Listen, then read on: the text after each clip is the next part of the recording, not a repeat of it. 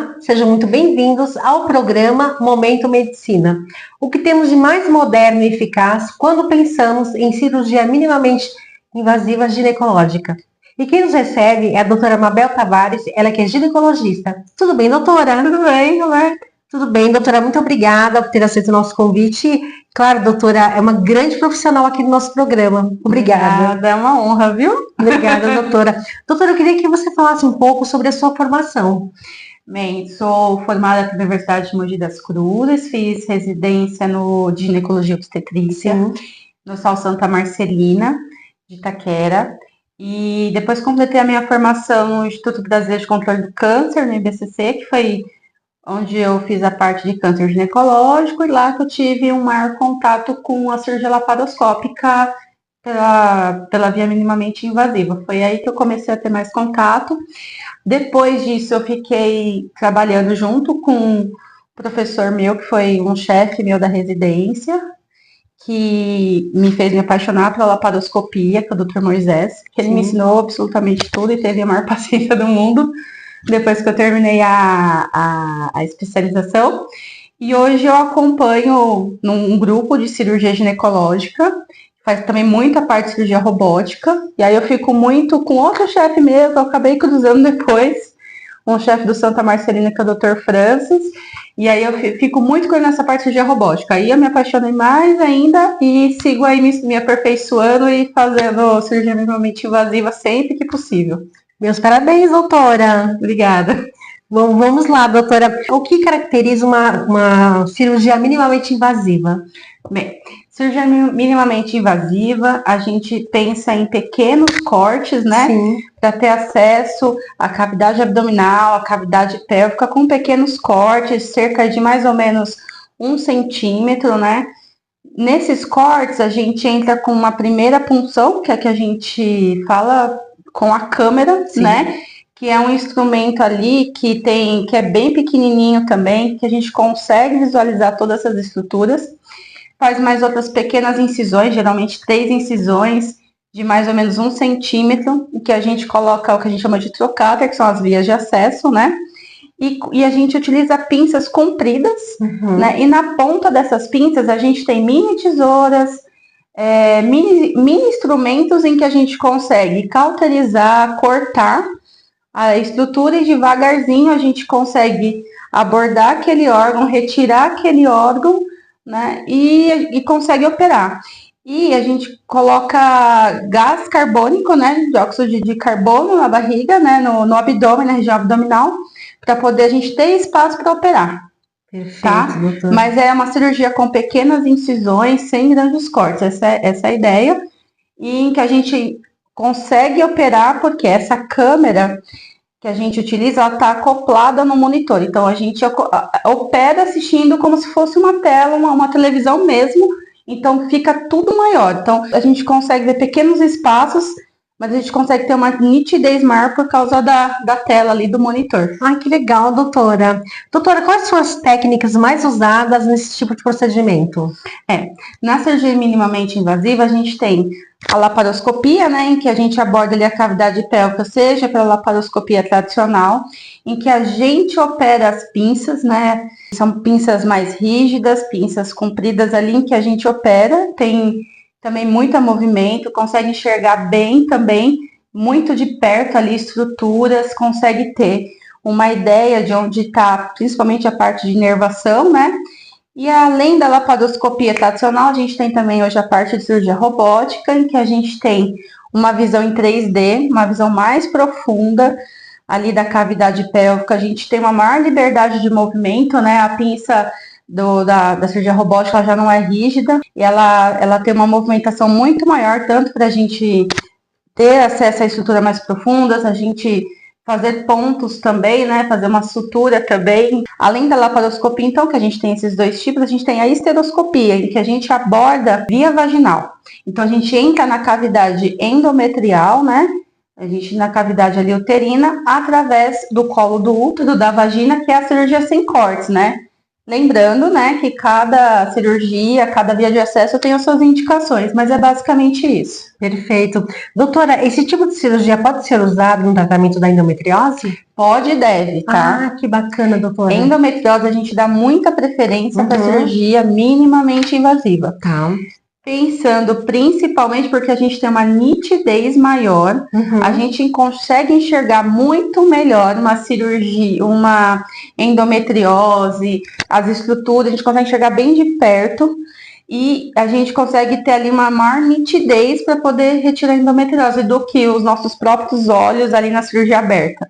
Então, endometriose, a gente dá preferência à laparoscopia para cirurgia minimamente invasiva. Nossa, isso é muito importante, né, doutora? É uma qualidade de vida muito melhor para a paciente, né? Alguns casos, né, a gente não consegue fazer endometriose por via minimamente invasiva, mas aí são alguns casos específicos em que você tem grandes massas, grandes endometriomas, que aí vai ficando difícil, né? A gente não consegue entrar nessa cavidade ali pelo umbigo, que é onde a gente entra com a ótica, né? Mas a gente pode também entrar em outros lugares com a ótica, mas às vezes não, mas a via preferencial para endometriose é minimamente invasiva. Perfeito, que bom, né, doutora, para nós mulheres, né? Exatamente. Que bom. Doutora, quais as condições podem ser tratadas com essa técnica minimamente invasiva? Minimamente invasiva, o que a gente pode estar tratando? Pensando em laparoscopia, a gente pode utilizar principalmente cistos no ovário, pensando em cistos mais benignos, né, que tem uma característica no exame de imagem que a gente chama de ORADS benigno, a gente prefere via minimamente invasiva, endometriose, a parte até de um abdômen agudo, uma gestação ectópica, aquela gestação fora da cavidade uterina, que fica ali nas tubas, né? Alguns casos de câncer ginecológico, hoje principalmente o câncer de endométrio, a gente tenta muito fazer a parte de laparoscopia minimamente invasiva, a gente dá preferência, e pólipos endometriais, em que a gente faz a esteroscopia, que é via vaginal, pólipo endometrial, mioma submucoso, também a gente usa bastante a parte de cirurgia minimamente invasiva. Perfeito, doutora. O tempo de recuperação é menor do que a cirurgia tradicional? Muito menor, tá? Por quê? Você tem pequenos cortes na região abdominal, então a paciente ela consegue voltar às suas atividades, à sua rotina, ao seu trabalho mais rápido, porque ela não tem tanta dor, né? A dor é muito menor, o processo inflamatório, o estresse cirúrgico é menor, né? Risco de infecção de parede abdominal, né? Que é um risco quando a gente tem uma cirurgia aberta, é menor também. Então, ela consegue voltar às suas atividades muito mais rápido. Qualidade de vida, né, doutora? Qualidade de vida. Então, ela tem consegue voltar a fazer as suas coisas de forma mais rápida, ter as suas atividades muito mais rápido. Que bom, né, doutora? Internação hospitalar também, ela é muito menor também, da cirurgia minimamente invasiva. Então, ela consegue sair de uma internação, não ser uma internação tão longa, consegue sair da cama mais rápido. Então, muito melhor mesmo. Perfeito. Doutora, quais as vantagens da cirurgia minimamente invasiva? Principalmente, o resultado estético é muito bom também, né? Pensando numa paciente, né, para você ter uma cicatriz abdominal, são cicatrizes pequenas, então o resultado estético é muito melhor, né? É uma vantagem. A vantagem da recuperação, de você voltar à sua rotina e você conseguir fazer suas coisas de forma mais rápida, mais efetiva, né? Então, acho que são as principais vantagens. A principal é a recuperação no pós-operatório. Isso é uma recuperação maior, você ter um tempo de internação menor. Perfeito.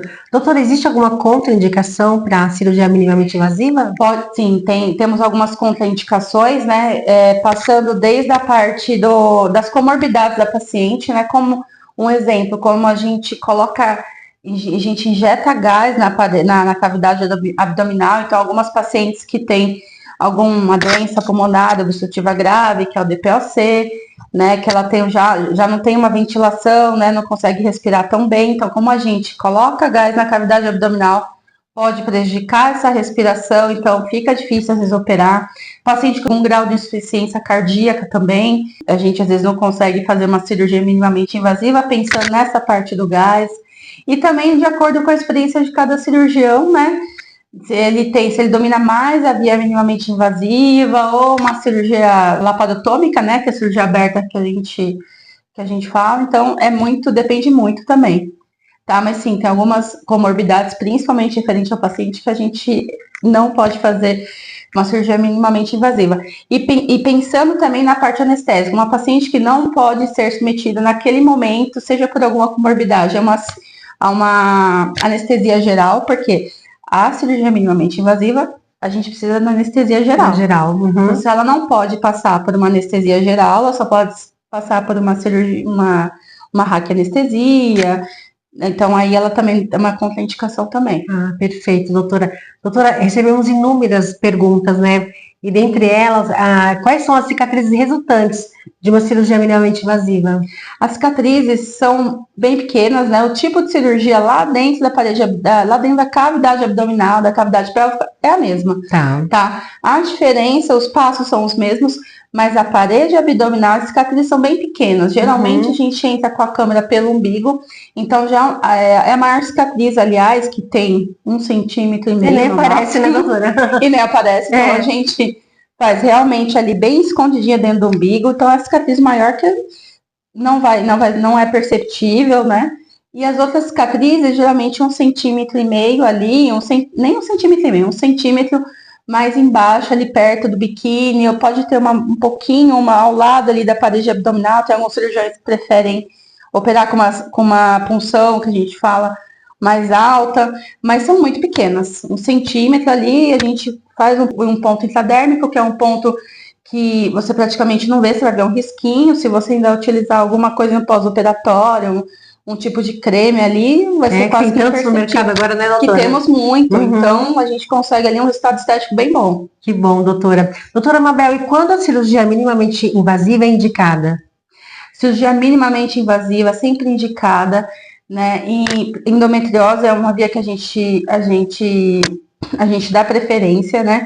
E assim, não tem um sempre, né? Vai depender da experiência do cirurgião e vai depender da doença a ser tratada também, né? Tem endometriose, a gente dá preferência sempre, mas se tiver uma massa muito grande, às vezes a gente não consegue abordar mais pela laparoscopia.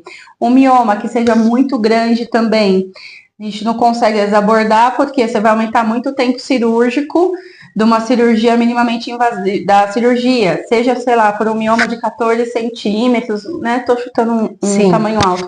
Se a gente retirar por via minimamente invasiva, a gente usa um morcelador, que literalmente vai cortando em pequenos pedaços esse mioma para a gente retirar. Isso pode aumentar muito o tempo cirúrgico. Às vezes, você fazendo uma cirurgia laparotômica seja mais rápido. Você tem que avaliar, tá? Não tem cada caso é um caso, né? Cada caso é um caso e cada experiência do cirurgião também, comorbidades da paciente também. Às vezes tem que ser uma cirurgia mais rápida, ou às vezes ela não tolera o gás, né? Que a gente estava falando. Aí tem que ser avaliado mesmo caso a caso. Perfeito, doutora. Eu conversei com a doutora Mabel Tavares, uma grande profissional ginecologista. Doutora, muito obrigada pela sua participação eu digo assim, tão brilhante aqui no nosso programa.